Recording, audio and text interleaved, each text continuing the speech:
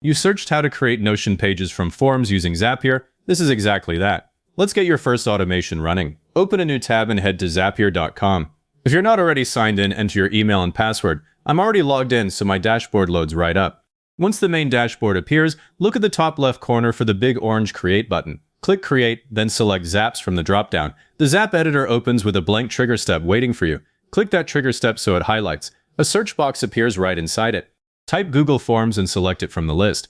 The trigger event dropdown shows options like New Form Response. Pick that. It fires the moment someone submits your form. Click Continue. A pop-up asks you to connect your Google account. I choose my account, hit Allow, and the pop-up closes. Now a drop-down labeled Form appears. Select the specific form you want to monitor. I'm picking my contact form. Click Continue. Zapier now says it wants to find sample data. Click Test Trigger. A spinner runs while it pulls the most recent response.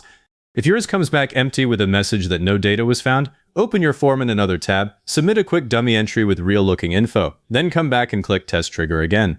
Once it succeeds, you'll see fields like full name, email address, and any custom questions from your form appear in a neat table below. Verify that all the fields you care about are there. If something is missing, go add it to your form and test again until the sample looks complete. Now move to the action. Right underneath your trigger step, click the plus icon to add an action. Search for Notion and select it. The action event menu comes up. I always use Create Database Item because chances are you're adding a row to a database, not a standalone page. Choose that and click Continue. A Notion authorization window pops up. It lists the pages Zapier can access. This is the spot where most people get tripped up. You have to tick the parent page that contains your database, not just the database itself. I tick the main workspace page that everything lives under and click Allow Access. Back in Zapier, confirm your connected account with the dropdown and click Continue. Now a parent page field appears. Select the page that sits directly above your database in Notion's hierarchy. Then the database dropdown loads. Pick your target database. Zapier immediately starts pulling in all the database properties, text fields, selects, dates, everything. If the list stays empty after a few seconds, switch over to Notion, open the database, click the three dots menu, go to Connections, and add the Zapier integration.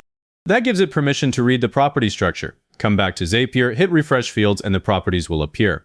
The mapping section below is where you connect your form fields to the Notion columns. For name, click into the value box and select full name from the sample data.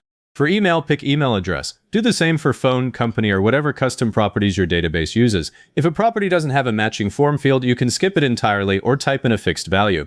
I type new in the status property so every submission starts with that label, and I type web form in the source property so I know where it originated. Those static values take 1 second and make filtering later much easier. Review every map field once. It's easy to accidentally swap two similar ones. Click Continue, then click Test Step. Zapier fires a request to Notion. Give it a beat, open your Notion database in another tab, and look for the freshly created page. I see a new row with all the form data dropped into the right columns, the status showing new and nothing blank that shouldn't be. If something looks off, go back to the mapping step, adjust, and test again until it's clean. Back in Zapier, confirm the on-screen success message and click Publish. Give your Zap a descriptive name at the top like Form to Notion Contacts and hit the Publish button once more. The toggle flips to on and your automation is live. Let's confirm end-to-end. I open my Google form, fill it out with another test submission, and submit. After about 15 seconds, I refresh the Notion database. The new page pops in automatically, exactly as it should. If this saved you a chunk of manual copy-paste work, hit like, subscribe, and leave a comment saying it worked. Comments are what push this to other people looking for the same thing.